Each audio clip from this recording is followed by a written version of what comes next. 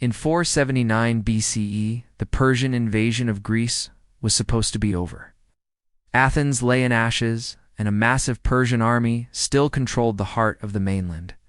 Its commander Mardonius had everything in his favor: superior numbers, elite infantry, and the finest cavalry in the ancient world deployed on open ground, chosen for victory. Opposing him was a fragile Greek alliance led by Sparta. They had no cavalry, fewer numbers, and no room for mistakes. For nearly 2 weeks, the two armies faced each other near Plataea, locked in a silent standoff. No heroic charges, no quick battles, just pressure, hunger, and thirst. What followed wasn't decided by strength alone, but by patience, terrain, and one fatal miscalculation. When the Persians finally attacked, they charged straight into the one formation designed to destroy them: the Spartan phalanx. A year earlier, in 480 BCE, the Persian king Xerxes had personally led a colossal invasion of Greece. The stand of the 300 Spartans at Thermopylae became an instant legend, but it was a defeat. Athens itself was captured and burned. The Persian war machine seemed unstoppable. Then came the miracle at Salamis, where the Greek navy used the tight confines of the straits to smash the larger Persian fleet. This naval victory was a turning point, but it wasn't the end. Xerxes worried about his supply lines and his throne. Back home, retreated to Asia with a big chunk of his army, but he didn't give up. He left behind his trusted general and brother-in-law, Mardonius, a man of immense skill and ambition. And he left him with the best of the best, an enormous professional. An army of elite Persian immortals, Medes, Scythians, and even thousands of pro-Persian Greeks, while ancient sources give much higher numbers. Modern estimates often place Mardonius's force at around 100,000 men, a staggering number for the time. This wasn't some skeleton crew. This was a hand-picked army with a single mission: finish. Job Mardonius was so confident that after the Spartans hesitated to march north, he reoccupied and finished destroying Athens just to prove a point. The crown jewel of his army was its cavalry. Persian horsemen, a mix of archers and lancers, were the stuff of nightmares for Greek commanders. Mardonius was smart, and he chose his ground carefully, drawing the Greeks to the wide-open plains. Near Plataea, perfect cavalry country. Here his horsemen could flank, harass, and dictate the entire battle. The Greeks, by contrast, had almost no cavalry to speak of. For a hoplite army, this was the worst-case scenario. On paper, the situation looked grim. Mardonius believed the Greeks were outnumbered, outmaneuvered, and that it was only a matter of time before he could lure them into a trap and annihilate them. For the Greeks staring down at the sprawling Persian camp, it must have felt like they were facing an unwinnable war. Leading this fractious alliance of Greek warriors was the Spartan regent Pausanias. As a nephew of the hero Leonidas, Pausanias carried the weight of Spartan honor and the fate of all Greece on his shoulders. The cliché of a Spartan leader is a blunt, mindless warrior. But Pausanias was far more. He was a cunning and patient strategist who understood both the strengths and weaknesses of his army, and his army's core was the hoplite phalanx. To really get the puzzle Pausanias faced, you have to understand the phalanx. It was a system, a tight block of heavy infantry, usually 8 ranks deep. Each soldier or hoplite wore a bronze helmet, breastplate, and greaves. But his most important gear was his shield and spear. The spear or dory was a massive 7 to 9 foot weapon. The shield or aspis was a 3 foot wide dish of wood and bronze. It was designed to cover the soldier's left side and the right side of the man next to him. When locked together, they created a solid wall of shields. The front ranks leveled their spears over the top, creating a deadly hedge of spear points. A phalanx on the move was a terrifying, grinding wall of death. But here's the catch, and it's a big one. This frontal strength came at the cost of flexibility. The phalanx was slow and clumsy, and it was horrifically vulnerable on its flanks and rear. The soldiers were packed so tightly they couldn't just turn to face a threat from the side. A squadron of horse archers could ride along the flank and pour arrows into their unprotected sides. A cavalry charge into the rear would cause instant chaos.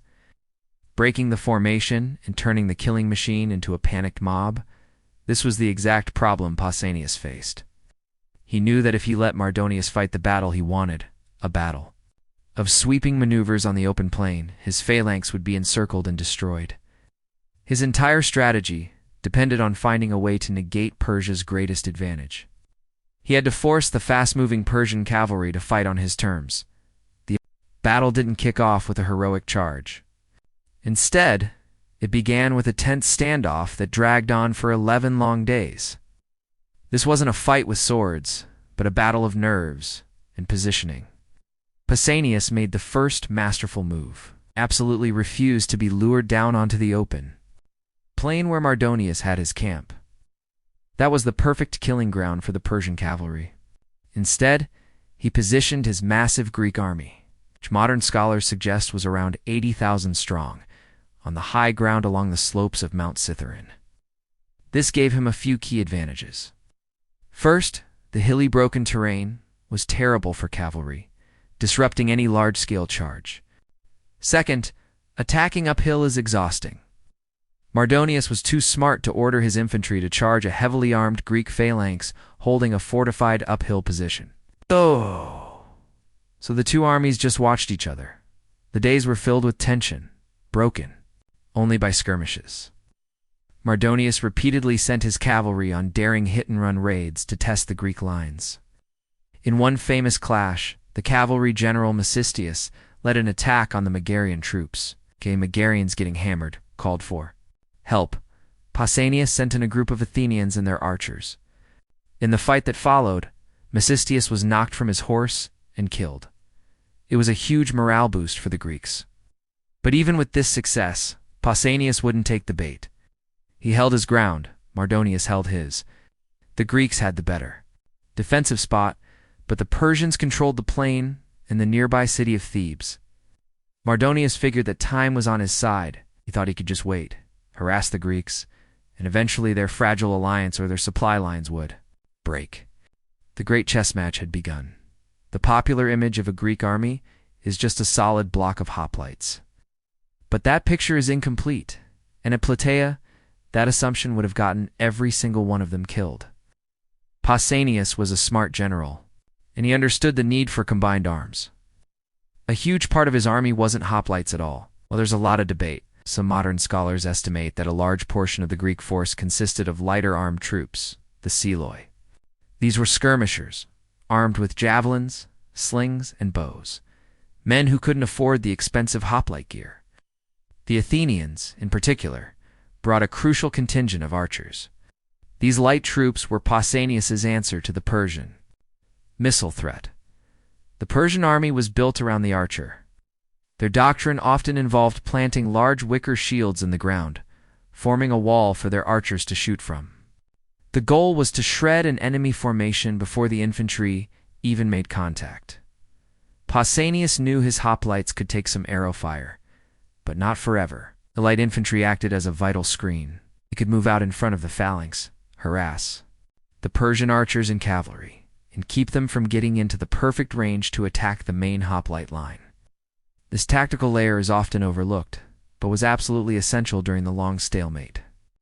While the hoplites stood firm on the hills, it was these light troops who were engaged in constant skirmishes along the Asopus River. They proved their worth.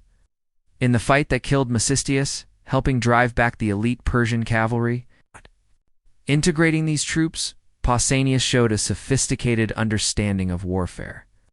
He knew that to make his phalanx work, he first had to protect it. After more than a week, Mardonius grew impatient. The waiting game wasn't working. The Greek army wasn't collapsing.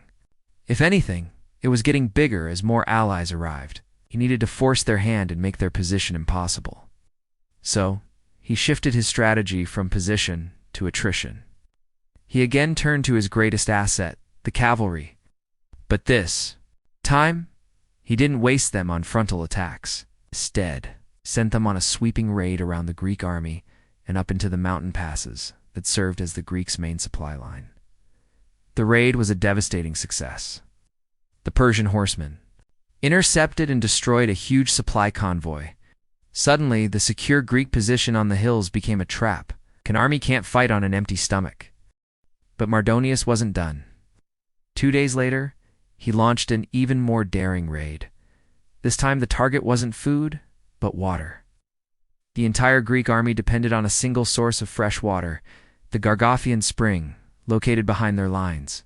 In a brilliant maneuver, Persian cavalry got behind the Greek army, fought their way to the spring, and cut off access to it. Whether they fouled it or simply used archers to make it unreachable, the result was the same. The Greeks' only reliable. The source of water was gone. This was checkmate. Mardonius had executed a textbook strategic maneuver. The high ground that had protected the Greeks now isolated them. A tactical advantage now threatened to starve and dehydrate them into submission. Ersten dwindling. Supplies were crushing morale. Pausanias couldn't stay, but he also couldn't attack. Mardonius had outmaneuvered him, forcing his hand. The stalemate was about to break. Facing a supply catastrophe, Pausanias had no choice but to order a withdrawal. The plan was sound. Under the cover of darkness, the entire army would fall back to a new position in front of the town of Plataea. This new location, known as the island, was better protected and most importantly had fresh water. A nighttime retreat was the only way to do it without being cut to pieces by the Persian cavalry.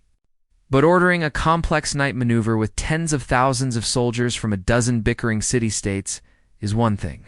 Executing it is another. And on this night, everything that could go wrong did. It started with a stubborn Spartan officer named Amompharetus, who flatly refused to move. He saw any withdrawal as a flight, a stain on Spartan honor. Pausanias spent a huge chunk of the night arguing with his insubordinate officer, throwing the entire schedule into chaos. Meanwhile, the Greek center made up of Corinthians and others began their withdrawal but got confused in the dark. Instead of moving to the new position, they fell back all the way to Plataea itself, much farther than planned. They were now completely out of the fight. As dawn broke, the situation was terrifying. Pausanias, having finally convinced Amompharetus to move, began pulling his Spartans and their Tegean allies off the ridge. The Athenians on the far left flank saw them moving and started their own withdrawal. The cohesion of the Greek army was gone. Instead of a strong new battle line, the Greek forces were scattered across the landscape. You had the Spartans on the right, the Athenians on the far left, and a massive gaping hole where the center was supposed to be. It looked less like a planned retreat, and exactly like what Mardonius had been waiting for, a panicked, disorganized rout bout from his camp. Mardonius watched the sun rise on a scene of pure chaos. He saw the Greek center had vanished. He saw the Spartan and Athenian flanks separated and moving away from each other, completely exposed. After 11 days of patient strategy, he believed his moment had arrived. He made a critical and ultimately fatal assumption. He saw the disorganized movement and thought it was a full-blown cowardly retreat. He believed the Greek alliance had finally shattered. In his mind, the battle was already won. All that was left was the chase.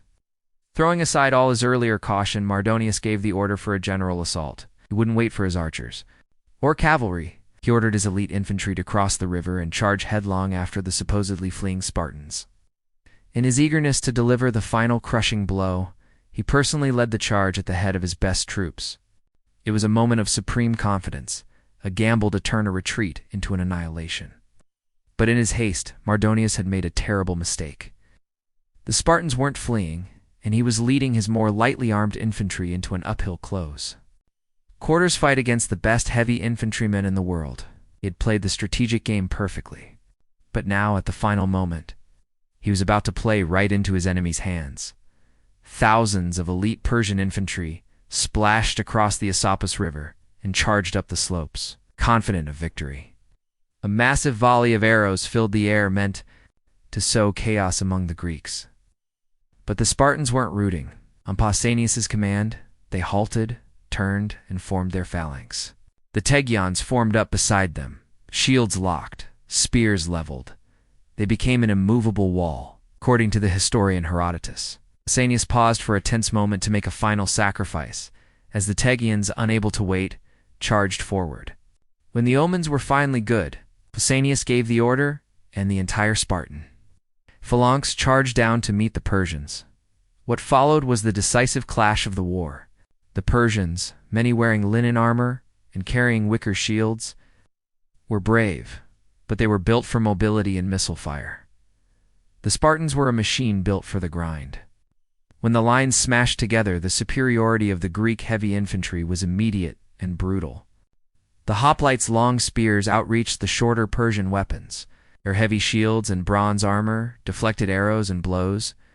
The sheer weight and disciplined pushing of the phalanx began to drive the Persians back down the hill. The fighting was savage.